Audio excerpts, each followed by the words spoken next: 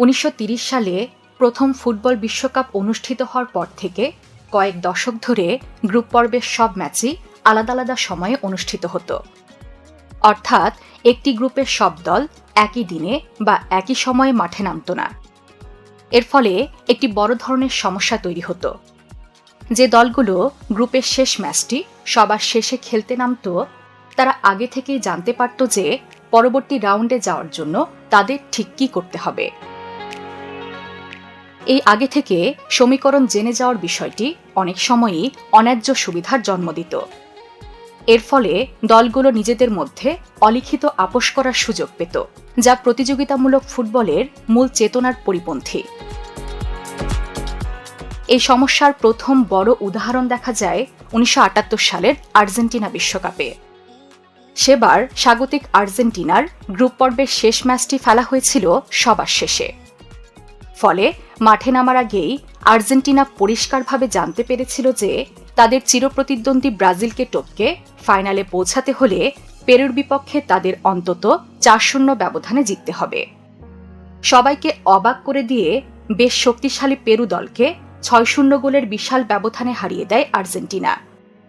এই ম্যাচটি নিয়ে পরবর্তীতে অসংখ্য বিতর্ক এবং অভিযোগ উঠেছে, কিন্তু এই ঘটনাটি ফুটবল বিশ্বে একটি বড় প্রশ্নের জন্ম দিয়েছিল। আগে থেকে সমীকরণ জেনে মাঠে নামা কি আসলেই একটি প্রতিযোগিতায় লেভেল প্লেয়িং ফিল্ড বা সবার জন্য সমান সুযোগ নিশ্চিত করে? ১৯৭৮ সালের ঘটনাটি সমালোচনার জন্ম দিলেও ফিফা তখনও কোনো কঠোর পদক্ষেপ নেয়নি। কিন্তু পরিস্থিতি পুরোপুরি নিয়ন্ত্রণের বাহিরে চলে যায় ঠিক এর পরের আসরেই, অর্থাৎ ১৯৮২ সালের স্পেন বিশ্বকাপে। স্পেনের শহর গিজনে অনুষ্ঠিত একটি ম্যাচ পুরো ফুটবল বিশ্বকে স্তম্ভিত করে দিয়েছিল, যা ইতিহাসে গিজনের কেলেঙ্কারি নামে কুখ্যাত হয়ে আছে। স্পেন বিশ্বকাপের ২ নম্বর গ্রুপে ছিল ইউরোপের ২ প্রতিবেশী এবং শক্তিশালী দেশ পশ্চিম জার্মানি ও অস্ট্রিয়া। তাদের সাথে ছিল দক্ষিণ আমেরিকার চিলি এবং প্রথমবারের মতো বিশ্বকাপ খেলতে আসা আফ্রিকার দেশ আলজেরিয়া।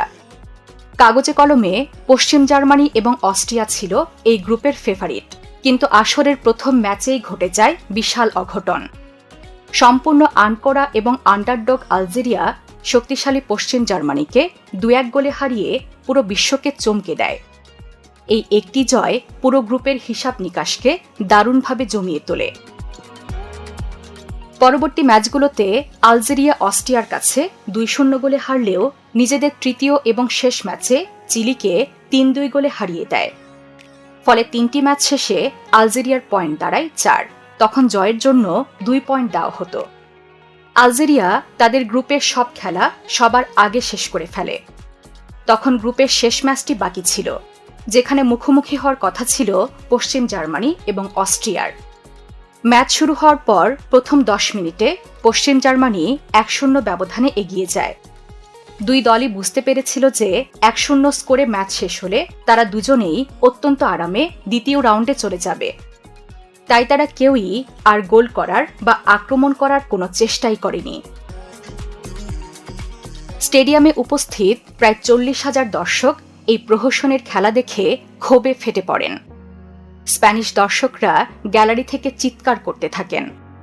অনেকেই আলজেরিয়ার সমর্থনে স্লোগান দেন। ক্ষুব্ধ দর্শকরা মাঠে কয়েন এবং অন্যান্য বস্তু ছুঁড়ে মারেন। টেলিভিশন ধারাভাষ্যকাররাও এই ঘটনার তীব্র নিন্দা জানান। একজন জার্মান ধারাভাষ্যকার এতটাই বিরক্ত হয়েছিলেন যে তিনি এক পর্যায়ে দর্শকদের টিভির পর্দা বন্ধ করে দেওয়ার পরামর্শ দেন। অস্ট্রিয়ান টেলিভিশন ধারাভাষ্যকার এই দৃশ্য দেখে দুঃখ প্রকাশ করে বলেছিলেন, এখানে যা হচ্ছে তা ফুটবলের জন্য চরম লজ্জার। এই অন্যায্য ফলাফলের কারণে আফ্রিকার চমক আলজেরিয়াকে প্রথম রাউন্ড থেকেই বিদায় নিতে হয়। এর ফলশ্রুতিতেই ফিফা একটি যুগান্তকারী সিদ্ধান্ত গ্রহণ করে যে পরবর্তী বিশ্বকাপগুলো থেকে যে কোনো টুর্নামেন্টের গ্রুপ পর্বের শেষ ম্যাচগুলো, যেগুলো একই গ্রুপের দলগুলোর মধ্যে অনুষ্ঠিত হবে, তা অবশ্যই একই দিনে এবং একেবারে একই সময়ে শুরু করতে হবে। ফিফার এই একটি সিদ্ধান্তের কারণে আধুনিক ফুটবল বিশ্বকাপ আরও বেশি রোমাঞ্চকর এবং নাটকীয় হয়ে উঠেছে। এখন আর কোনো দলের পক্ষেই নিশ্চিতভাবে আগে থেকে হিসাব কষে মাঠে নামার বা নিজেদের মধ্যে আঁতাত করার সুযোগ নেই। শেষ রাউন্ডের ম্যাচগুলো একই সময়ে অনুষ্ঠিত হওয়ার কারণে খেলোয়াড় এবং দর্শকদের জন্য তৈরি হয় এক অদ্ভুত মানসিক চাপ ও উত্তেজনা। এক স্টেডিয়ামে একটি গোল হলে কয়েকশো মাইল দূরের অন্য স্টেডিয়ামের পয়েন্ট টেবিল উলটপালট হয়ে যায়।